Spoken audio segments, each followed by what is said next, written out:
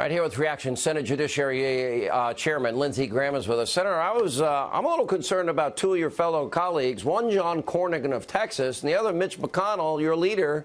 Cornyn saying, oh, we've got to have, there's not 51 votes to dismiss this sham process.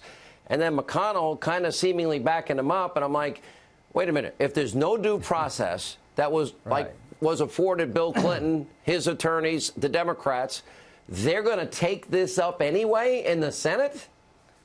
Well, here's the trials in the Senate, right? If they get there. Right. Okay. Let's say they get 218 votes. Here's what I promised the country. We're not going to try the President of the United States based on hearsay. So any resolution setting up a trial in the Senate, I'm going to make sure that hearsay cannot be the basis of an impeachment allegation. If you invoke the hearsay rule, what would be left? I mean, it's a great question. I was surprised, especially considering you had said it was DOA without the whistleblower, without due process. We have none of that. Can I build this in? A trial in the Senate, to me, should not legitimize what's going on in the House. No American is denied the right to call witnesses on their behalf except Donald Trump. No American is accused of wrongdoing anonymously except Donald Trump. What they're doing in the House is a danger to the presidency itself. So any trial in the Senate needs to make sure that you can't impeach a president based on hearsay, because that's a danger to the presidency itself. And secondly, any trial in the Senate must expose the whistleblower so the president can confront his accuser. I will not accept a trial in the Senate until I know who the whistleblower is. So, you know, a lot of the hearsay, you know, four-way hearsay, five-way hearsay, you know, went back to the testimony in private as they were auditioning and cherry-picking their witnesses. But they keep referring to the Ambassador Sondland, who said, the president clearly stated, I want no quid pro quo. We know Volker testified that he didn't receive any indication of any quid pro quo. President Zelensky, there was zero pressure.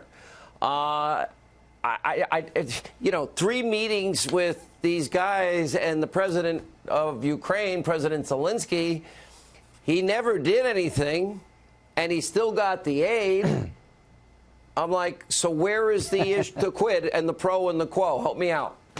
Well, you know, they got the money, and nobody investigated Joe Biden in the Ukrainian government. So there's no there. But let's go back to the idea of what kind of trial would you conduct? If you excluded hearsay, like every other court in the land, there's nothing there. And if you allowed the president to confront his accuser, you would have to call the whistleblower. And here's the question I have about the whistleblower. Was the whistleblower connected to Joe Biden in any way? Did the whistleblower get himself or herself involved? We're told he did. Well, here's the point I'm trying to make. Please, here's the point. Did the whistleblower engage in an effort to get the Ukrainian President Poroshenko to weigh in and stop the investigation of this gas company? Was there a connection between the whistleblower and Biden's effort to call the Ukraine? Now, that's very important to me. And we cannot legitimize an impeachment based on an anonymous source. If you do that, no president will be allowed to survive. And to my fellow members of Congress, how would you like to be in the shoes of Donald Trump? You're accused of something based on a whistleblower who's anonymous, and you can't call witnesses on your behalf. Now, I have found evidence of a quid pro quo Joe, because he says to Ukraine in a shakedown, you're not getting the $1 billion unless you fire that prosecutor. Fire the prosecutor, you get the $1 billion. Don't fire the prosecutor, you don't get the $1 billion. Who's the prosecutor? Prosecutor is the guy that he was told is investigating his son, zero experience Hunter, who's being paid millions and millions of dollars. Now, that seems like a quid and a pro and a quo. We actually found one. Why is there zero interest? These people that claim this is so bad, quid pro quos are bad, that claimed election interference is bad, we have evidence of both here, except not on their side. This is not about getting to the truth. It's about destroying the President of the United States. Adam Schiff is not an independent person here. Mueller and everybody else involved in impeachment in the past were outside of politics. Here's my point. Did the president of the Ukraine, Poroshenko, the previous president, did he receive a call from Joe Biden? And was that call related to the investigation of the gas company that Hunter Biden was sitting on? So I'm going to write, if nobody else will, a letter to the former president of the Ukraine. Did you ever get a call from Joe Biden calling off the dogs regarding this gas company? Will the Senate call the compromised congenital liar Schiff? Will they call members of his staff about the contact with the whistleblower? Will the whistleblower be forced to testify in the Senate? And what about Hunter and Joe Biden? Will all of that happen? Great question.